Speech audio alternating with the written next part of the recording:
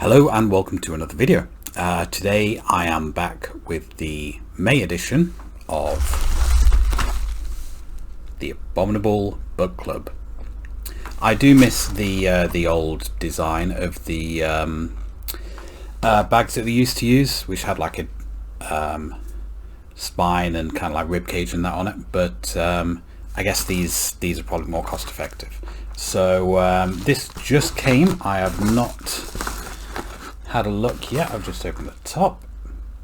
So apparently both of the books that we have in this, the new books, are actually signed. Well, they have signed book plates, and next month apparently they're going to be signed as well. So that's quite cool. I mean, I couldn't really care less about having something signed or not. I guess it's cool for people who are into that. I'm not really like an autograph guy, some like stuff like that, just not for me. But let's take a look. We should have a bookmark, which I'll try to find first. Do we have a bookmark? We might not actually have a bookmark this month, which oh no, there it is. Okay, so there is your bookmark. And it comes with a short story on the back.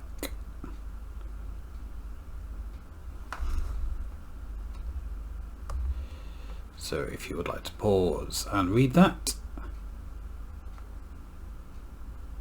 you may do so.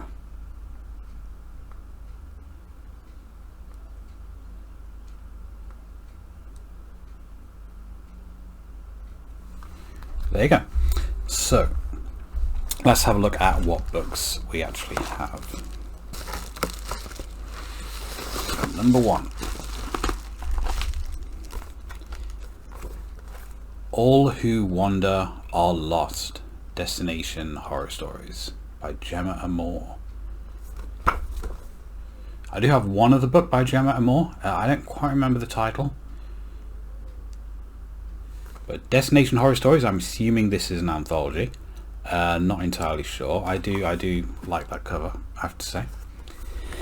It says, All Who Wander Are Lost. First Landing State Park, Antarctica, Mongolia, France, Norway, Ireland, Somerset, Egypt. A giant glacier in an unnamed land.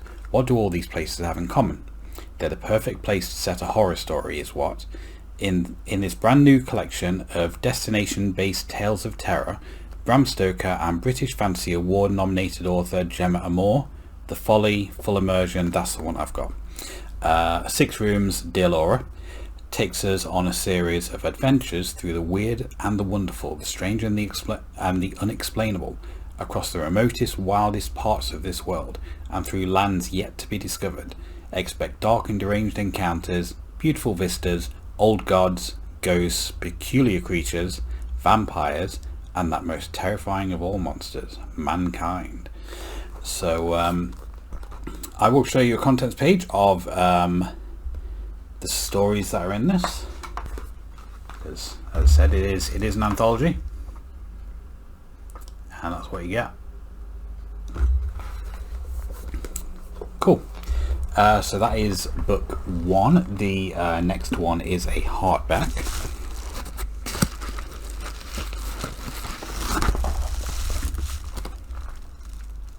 Again, really nice cover on that. Mur. I'm going to pronounce that Mur. I may be wrong, but that is how I'm going to pronounce it.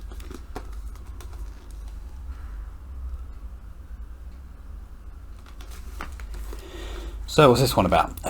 Mur has a goblin inside her, a voice in her head that tells her all the things she's done wrong, that berates her and drags her down.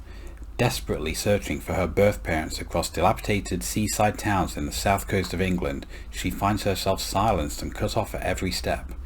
Cayenne is trapped in a loveless marriage, the distance between her and her husband growing further and further each day. Longing for a child, she has visions promising her a baby. As Mur's frustration grows, the goblin in her grows louder and louder, threatening to tear apart the few relationships she holds dear and destroy everything around her. When Cayenne finds her husband growing closer to his daughter, Cayenne's stepdaughter, and pushing her further out of his life, she makes a decision that sends her into a terrible spiral. The stories of these women will unlock a past filled with dark secrets and strange connections, all leading to an unforgettable, horrific climax. Okay, that sounds different, definitely. Yeah.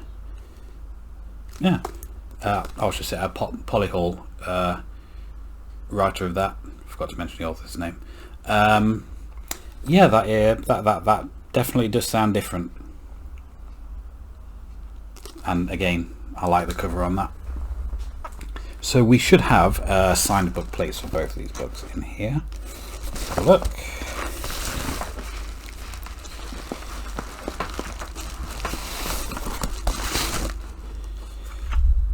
So that is the one for Polly Hall.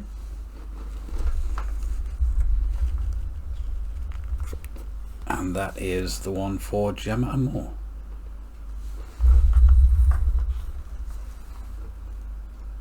There you have those. So all that is left is the second-hand book, which comes in this lovely packaging here. It is a paperback. Now I've been lucky recently. The last few are books that I don't actually have. So let's see if I have this one. Now I forgot to get my scissors out, so I'm going to try and get into this without scissors. Should be okay. There we go. Yeah.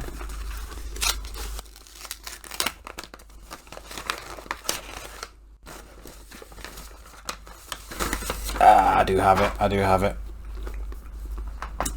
World War Z by Max Brooks, which is a zombie novel. Someone's folded over a lot of those pages.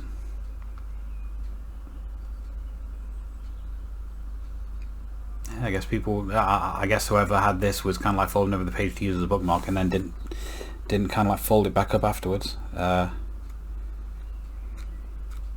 mind. There is your back. And I'll give you a brief rundown from the back, if you're unaware of this book. It began with rumours from China about another pandemic. Then the cases started to multiply, and what had looked like the stirrings, sorry, this is really small text, it's difficult for me to read, like the stirrings of a criminal underclass, even the beginnings of a revolution, soon revealed itself to be much, much worse. Faced with the future of mindless man-eating horror, humanity was forced to accept the logic of world government and face events that tested our sanity and our sense of reality.